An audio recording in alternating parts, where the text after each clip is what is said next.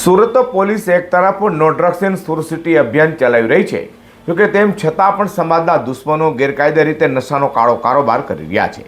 તો સુરતના ડિંડોલી પોલીસે no drugs and Surat city અભિયાન અંતર્ગત બાતમીના આધારે એનબી ડ્રગ્સ સાથે બેને ઝડપી પાડી લાખોની મત્તા કબજે કરી હતી.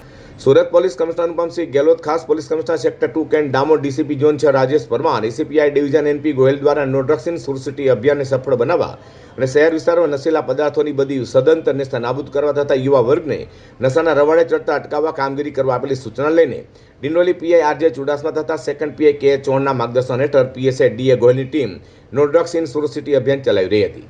ત્યારે નામ પોલીસ કોન્સ્ટેબલ અનિલ ઝીણાભાઈને મળેલી બાતમીના આધારે ડિંડોલી પોલીસે ડિંડોલી સાંઈ પોઈન્ટથી સીઆર પાટીલ બ્રિજ તરફ જતા રોડ પર જ્યારે શૌચાલય પાસેથી રિક્ષામાં સવાર મોબિન શાહ, મહેમૂદ શાહ ફકીર અને સિકંદર યુસુફ શેખને ઝડપી પાડ્યા હતા.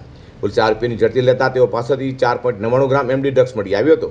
તેથી પોલીસે તેઓ પાસેથી એમડી ડ્રગ્સ, રિક્ષા, મોબાઈલ ફોન અને રોકડ મળી 1,29,000થી વધુની મત્તા કબજે કરી કાયદેસરની કાર્યવાહી ધરી છે.